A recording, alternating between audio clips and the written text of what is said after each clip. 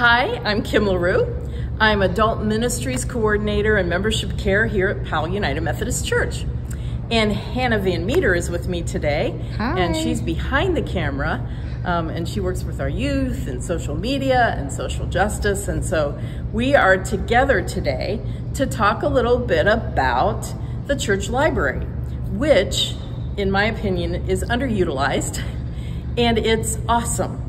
So I want to show you where it is, first of all, because people don't even know it's here. So we're here in the main hall. You can tell that this is where you would come in from the glass doors if you're familiar with our building. And I'm going to walk behind the Welcome Center. You can see the Welcome Center sign up here. I'm going to walk behind the Welcome Center to the door that leads behind the Welcome Center. And this always trips people up. They turn the handle and it feels like it's locked, but in reality it's not. All you have to do is pull on the door. But I get why people don't realize it's open. So anyway, we're gonna go in here, and this is where the library is. So Hannah, you can see there's a sign up here that says library. Lovely. And this is really cool because when I came to Powell UMC many years ago now, the library was actually all the way down at the other end of the building, and no one really knew that it was there. And so we had the option of moving it up here. So I'm excited that it's here. But sometimes now it becomes invisible because we just kind of walk through here. Right, So, right. So Kim, if one of us wanted to check out a book from the library, how would we do that? Yeah, so we'll talk about how to find a book in a few minutes, but let me tell you about, let's say you know what book you want. Okay. And you come and you pick up this Serendipity Bible. Let's say that's what you wanted to borrow. And you go to the back, just like old time library stuff, right? You pull out the card, you sign it and date it, and then you put it in this little basket here that says checked out library cards. You just throw it right in there. You take the book and you walk out with it.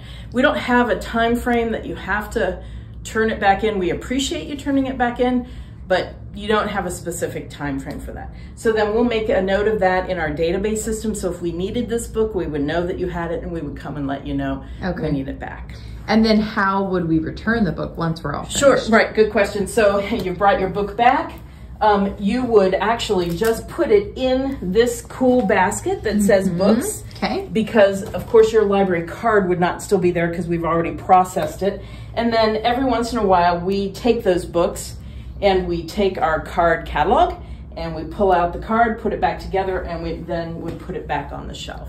Awesome. Yeah. Now, if I were browsing, how would I find a book that I'm looking for based on a specific subject? And also, what subjects do we have here? So we have used the Dewey Decimal System as we have processed these books. I know that's not the only way you can catalog books anymore, but that's the way that we did when we started doing this a while back. And so it's all under that system. And if you needed to know or were looking for a specific book, you'd probably want to email me and say, hey, Kim, do we have this? Because then I would go to the database, which is not available, unfortunately. I don't have a computer sitting here that you can look it up on. But if you know what category of things you're looking for example, we have a huge selection of devotional books. So if you wanted to look up a devotional book, you can see that these signs are on the shelves, which tell you these are the things that are in this area. Okay. And so then you could select a book based upon that generic idea, as opposed to a specific book with a specific Dewey number. And so that's one way to do it. A second way to do it is to just come in and say, I'm looking for a devotion, look for the sign and find it. Another thing you can do is we have labeling that we've done in addition to the Dewey Decimal System. Here's a good example here. You'll see all of these labels here that have this sign on them, which is the sign of the Stephen Ministry. And this sign tells you that this book would be about caring and compassion, helping someone through a difficult time. So they're not only there for our Stephen Ministers to use, but anyone who is struggling with something could come and borrow one of those books. Awesome. Yeah, and I know you guys have done some recent things with social justice, right? So yes, so we actually are working on adding some more racial justice based books to the library, which is so awesome because they also are geared towards different age groups. So this one's for children's, this one's for adults, this one is for youth. Just a few examples of books that are going to be added to the shelves, and they will also have their own cool little marker that says this is a racial justice book. And what's neat about this is, you know, you can see, okay, so there's Stephen Minister books in psychology and grief. There's also Stephen Minister books in this section over here. So it's filtered throughout, right? History of Christianity. Right. Let me go back to something else you asked about a minute ago, and that is, what kind of books do we have here? So the vast majority of our books do have to do with the Bible or with faith journey, which makes sense. When people donate books, those are the kinds of things I'm looking for. So if you donate a book to the library, that's what I'm looking for. But we also have Christian fiction. We have other kinds of things about world religions. We have a pretty wide variety of things, but typically they're focused on a life of faith somehow, or a life of mental health somehow, as opposed to a lot of other topics. You're not going to find a book here about dogs, or, you know, unless it has to do with, you know, nature in general. But, you know, so we have a variety of books, but they do pretty much have to do with a life of faith.